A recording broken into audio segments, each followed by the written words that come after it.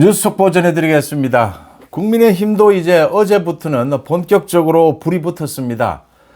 이 요동치고 있는 대선 전국에서 국민의힘과 민주당입니다. 국민의힘도 그동안은 좀 잠잠했습니다. 서로 눈치 보고 이랬는데 이제는 맞부딪히는 국민의힘의 대부분의 후보들이 한덕수에 대해서 직격탄을 날리고 있고 한덕수도 거기에 대응해서 메시지를 내놓았습니다. 또 후보들끼리도 맞부딪히고 있습니다. 오늘 홍준표를 끝으로 해서 대부분 중요한 사람들의 이제 출마 선언은 모두 끝이 났습니다. 오세훈에 이어서 유승민이 이번 경선에 참여하지 않겠다. 오세훈은 불출마인데 유승민은 출마하지 않겠다라는 이야기는 하지 않았습니다. 지금 유승민은 탈당을 해서 무소속 출마를 하는 것을 준비하고 있습니다. 이게 이제 구도 싸움이 되는 겁니다. 자기가 뭘 잘해서 지지를 받는 것이 아니라 이렇게 제3지대에서 이 이준석도 마찬가지고 유승민도 마찬가지입니다. 이 제3지대에서 뭔가 노리고 자기가 뭘 정치를 잘해서라기보다는 이 구도 싸움에 의해서 혜택을 받으려고 하는 그런 모습을 보이고 있습니다. 이준석의 지지율이 오르락내리락 지금 뭐 TK에서 19%가 나왔다라고 하는데 TK에서 아마 전략적 선택을 하게 될 겁니다. 이준석에 대해서 지지율이 다시 내릴 것으로 보입니다만 TK의 마음을 읽을 수가 있습니다. 참 지금 이재명을 제압해야 하는데 국민의힘은 마음에 들지 않고 한덕수는 뭐 출마를 하는 건지 출마를 하지 않는 건지 전략적 모호성이라고 하죠. 그래서 지금 이준석이 다녀갔으니까 이준석에게 좀 쏠리는 이런 모습을 보이는데 이준석, 유승민은 어떻게 해서든지 존재감을 완전히 소멸시켜 버려야 합니다. 그렇게 나아갈 수 있어야 합니다. 골칫거리가 될 것이다 이렇게 보입니다. 왜냐하면요, 지금 여론조사 전체를 보면 이재명은 한덕수 변수가 등장하고 국민의힘의 경선이 본격화됐는데도 이 이재명의 지지율은 40%대입니다. 누구와 뭐 양자 대결을 해도 40% 이상입니다. 이재명의 지지율은 움직이지 않을 것이다. 움직이기 힘들 것이다. 그러니까 국민의힘이 어떻게 했든지 반 이재명, 저 민주당 쪽에 반 이재명, 비이재명까지 모두를 엮어서 어떻게 했든지 50%를 넘겨야 한다. 스스로 넘겨야 한다. 뭐 반사이익, 구도싸움 이런 걸로 혜택을 기다리고 있는 것은 스스로 죽는 것입니다. 이재명을 막을 수 없는 길입니다. 이 부분이 분명해지고 있고요. 뭐 윤상현은 출마를 한다라고 했다가 또 오늘 불출마한다라고 하고 뭐 윤상현은 언제나 좀 그렇습니다. 그 다음 민주당 쪽에서 김두관이 조금 전에 이 경선에 참여하지 않겠다. 경선 룰을 문제를 삼았습니다. 김동연도 고민 중이라고 하는데 뭐 의미 없습니다. 김경수는 뭐 계속 달리겠다라고 하는데 참여를 하든 참여를 하지 않든 김두관, 김동연이 이재명에게 들이받으려면 뭐 경선 룰은 이렇게 정하는 것 이걸 가지고 국민의힘에서 또 민주당을 비판하는데 사실은 국민의힘도 똑같습니다. 지금 뭐 당원 50% 국민 여론조사 50% 지금 그렇게 갈 수밖에 없습니다. 누구든 어느 당이든 뭐 민주당을 비판하는 것은 서로 비난할 수는 있는 것인데 어차피 지금은 뭐 국민의힘도 당원 비중을 더 높였으면 높였지 지금 더 낮출 수는 없습니다. 민주당도 마찬가지입니다. 뭐 역선택 서로가 불안한 겁니다. 이런 걸로 이재명에게 들이받으면 안 되죠. 미래 비전이 나오지 않습니다. 들이받으려면 이재명의 독재, 줄 탄핵을 들이받아야 하는 것입니다. 야당 대표가 저렇게 야당을 이끌어서는 안 된다. 국회를 저렇게 국정을 마비시켜서는 안 된다. 저건 국민들을 기준으로 볼 때 뭐 정말 직권이 그렇게 간절하다 하더라도 저건 민주당의 태도가 아니다. 뭐 전통적으로 오늘 김두관이 뭐 이건 DJ 노무현의 정신이 아니다라고 했는데 DJ 노무현 정신이 뭐 그런 게 아니라면 이재명은 지금 이제 거짓말로 자기 이미지 포장하고 조금 있다가 이재명은 아마 대통령직 인수위 비슷하게 이렇게 꾸릴 겁니다. 또 뭐 섀도우 내각이라고 하죠. 앞으로 장차관은 누구를 임명하겠다 이런 발표를 할지도 모릅니다. 이재명은 안정감, 대통령이 다 된 것처럼 국민들을 속이는데 치중하게 될 것이어서 경선에 누가 빠지든 뭐 이제 의미 없다 이렇게 보입니다.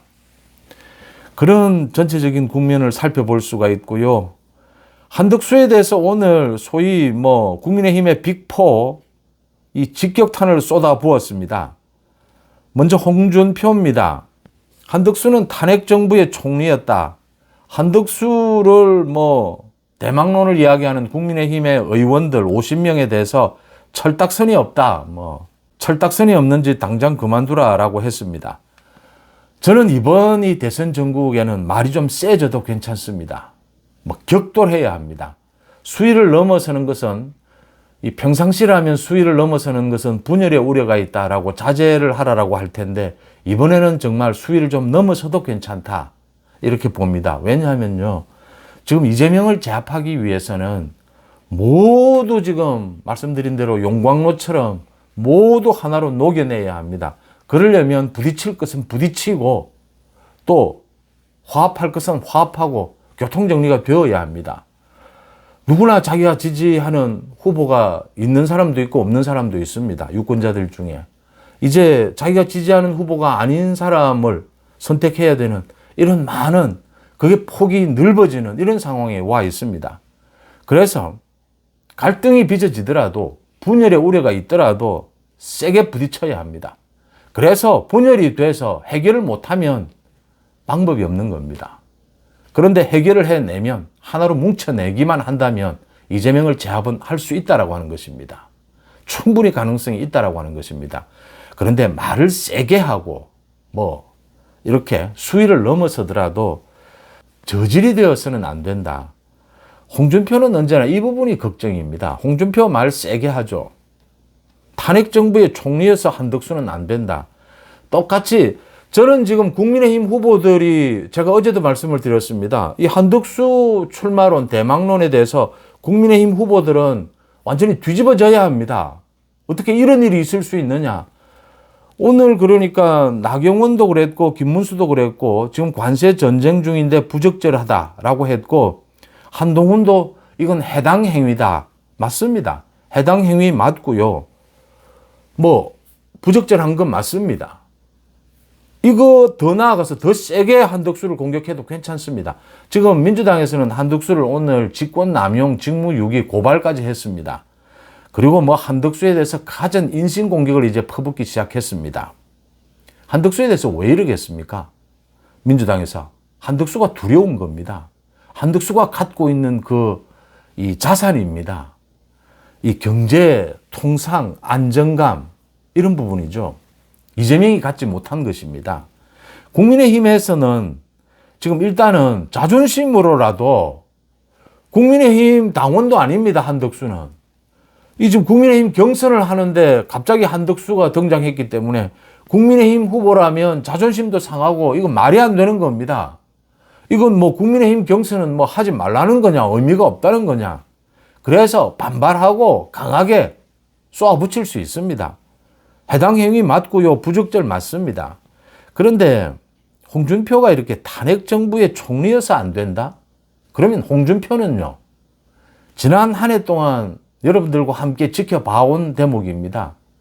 이 윤 대통령과 한동훈의 갈등, 이 총선에서 또는 뭐 곳곳에서 홍준표의 그 난동, 이 패악질을 봤습니다.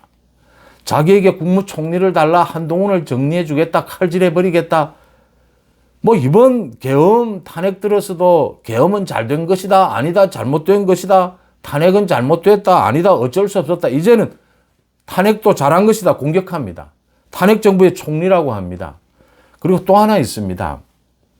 저는 이 홍준표가 이번 경선에서 이 세게 부딪히는 건 좋은데 또 지난번처럼 고압적인 자세, 또 자기가 나이가 좀 많고 이 정치 경험이 많다라는 걸 내세워서 이렇게 철딱선이 없다. 같은 정치인들끼리 이런 표현, 이런 고압적인 이런 표현으로 분위기를 흐리고 물을 흐릴 것이다 라는 게 사실은 좀 걱정거리입니다. 그런 부분 그 정도로 지적을 해두고요. 이 지적은 당연한데 여기에서 더 나아가야 합니다. 왜 한덕수겠습니까? 한덕수 오늘 메시지를 내놓았습니다. 지금 뭐 자신에 대해서 이런 이야기가 오고 가고 있는데 거기에 대해서는 침묵하면서 이 국무위원들과 함께 이 관세 부분, 통상 부분을 잘 마무리하는데 마지막 소명으로 알고 최선을 다하겠다라고 했습니다. 여전히 애매모호하죠. 전략적 모호성 이야기를 합니다. 왜 한덕수겠습니까? 국민의힘 지금 믿을 수가 없다라는 것 아닙니까? 국민의힘도 좋은 후보들 있죠. 그런데 그만큼 이재명 제압하는 것이 어렵고 지금 엄중하다라는 이야기 아닙니까? 그러면 한덕수에 대해서 좀 세게 이야기해도 됩니다. 뭐 저질이 아니라면 홍준표처럼 이렇게 자존심 상하죠. 어떻게 이런 일이 있을 수 있느냐? 무슨 소리 하느냐? 무슨 나중에 뭐 후보 단일화가 또 있단 말이냐? 국민의힘 후보가 선출되면 내가 선출될 수 있다. 내가 선출되면 이재명을 제압하겠다. 이런 자신감을 보여야죠. 지지층에게. 그런 걸 보이면서 더 나아가서 한덕수가 갖고 있는 국민들이 한덕수에게 박수를 보내는 그 부분에 집중을 해야 합니다. 그 부분에 대한 답을 내놓아야 합니다. 나는 이렇게 안정감 있게 이 통상 문제도 해결하고 경제 문제도 해결하고 국가 비전은 이런 것이다. 거기에 덧붙여서 자연스럽게 이재명은 제압할 수 있다. 이렇게 가야 합니다. 지금 보면 김문수는 사실은 준비가 좀 덜 된 것 같습니다. 지금 최고 지지율 1위를 달리고 있는데 또 이 홍준표는 아직도 이런 고압적인 자세를 버리지 못하고 있고 한동훈은 뭐 여전히 지금 국민의힘의 전통적인 지지층 앞으로 좀 바뀌어갈 것이다라고 보이는데 전통적인 지지층의 이 비토가 있습니다. 또 나경원 안철수가 지금 나머지 4강 한 자리를 놓고 이제 싸우게 되는데 나경원 안철수도 서로 각각의 이유로 나경원은 뭐 이번에는 거의 윤 대통령을 지키자 해서 더 나아가서 자유통일당과 같이 하는 이런 메시지들이 나왔습니다. 안철수는 이제 상당히 많이 좀 떨어져서 뭐 아예 이건 보수냐 아예 중도 아니냐 이렇게 느껴질 정도입니다. 두 사람이 어차피 경쟁을 하게 될 텐데 이런 부분들이 일단은 아쉬움으로 남습니다. 그런데 하나 둘씩 좋아져 갈 것이다. 이 경쟁을 통해서 빠른 시간 안에 좋아져 갈 것이다 이렇게 보입니다. 어제도 잠깐 제가 소개해 드렸는데 이 한덕수에 대한 여론조사입니다. 리얼미터가 지난 9일에서 11일까지 전국 1,506명을 대상으로 조사한 결과입니다. 한덕수가 며칠 전에는 2% 지지율을 얻었는데 이번에는 8.6%의 지지율을 얻어서 이 김문수 다음으로 국민의힘에서는 2위입니다. 또 이재명과 1대1 이 맞대결을 벌이면 국민의힘 후보 가운데 가장 차이가 적습니다. 한덕수가 가장 앞섭니다. 이런 놀라운 경쟁력을 보여주고 있습니다.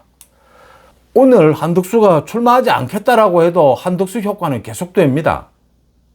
정치권이 필요로 하면, 국민들이 한덕수를 원하면 또 바뀔 수도 있습니다.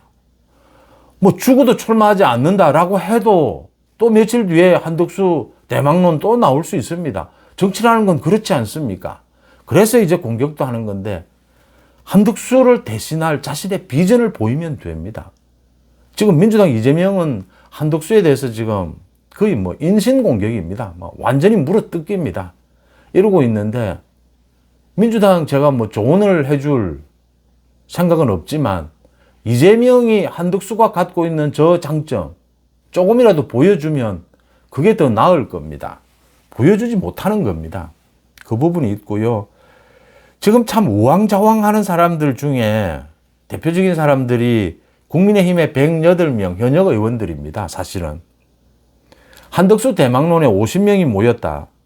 다른 후보들, 현역 의원들이 이쯤 되면 다 이제 줄을 섭니다. 다른 후보들 다 지지하는 이 후보를 정합니다. 특히 4강쯤 되는. 이 현역 의원들이 지금은 뭐 이 경선에 큰 영향을 미치지도 못합니다. 그런데 역시 현역 의원들의 이 촉은 뭐 좀 인정을 해줘야 되죠. 어느 쪽이 지금 이 대선 후보가 되느냐. 대선 후보가 되는 사람이 당권에도 뭐 결정적인 영향을 미치게 되는 것이고 또 대통령이 당선될 수도 있는 것이고 어느 쪽에 줄을 많이 서느냐. 지금 뭐 숫자 가지고 이야기를 할 수가 있습니다. 그러니까 국민의힘 지지층에서 김문수로 많이 지지가 모였는데 이게 한덕수 때문에 모두 흩어지면서 김문수가 지지율 1위긴 한데 현역 의원들은 몇 명 되지를 않습니다. 이게 지금 한덕수로 흩어졌다 이런 이야기입니다.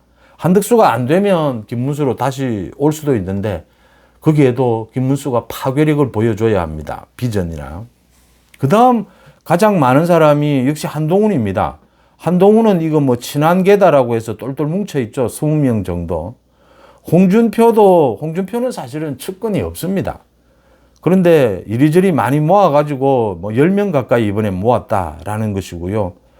이 나경원은 이번에 윤 대통령을 지키자라는 이 투쟁을 하면서 10명 정도 친윤계 이렇게 모았다라는 것이고, 안철수도 뭐 거의 현역 의원 지지하는 의원이 없습니다. 이런 분포를 보면서 현역 의원들이 앞으로 어디로 쏠리느냐.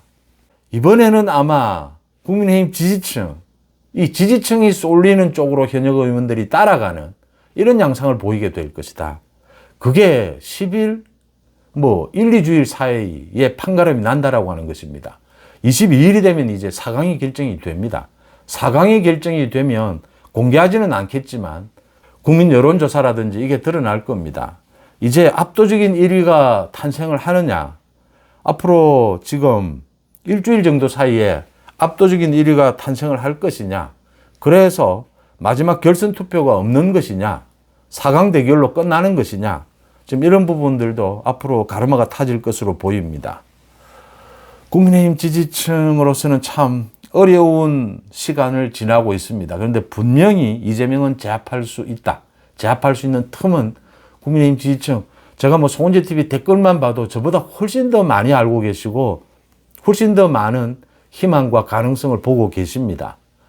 오늘 윤 대통령에 대해서 그 형사재판이 열렸습니다. 윤 대통령이 출석을 해서 여러 가지 이야기를 했습니다.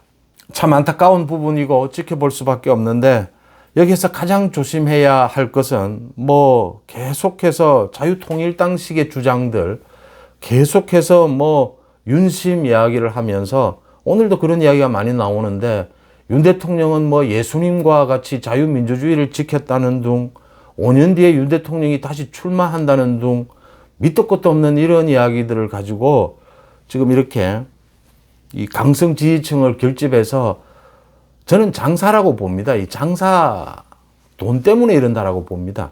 이렇게 하는 사람들은 결국은 제가 이 부분은 제가 예상을 하겠습니다. 저렇게 가다가 총선 때도 그랬습니다. 지난해에. 저렇게 가다가 저도 좋다라고 합니다. 대선 포기하자입니다. 대선 포기하고 뭐 또 다른 뭐 엉뚱한 소리들을 합니다.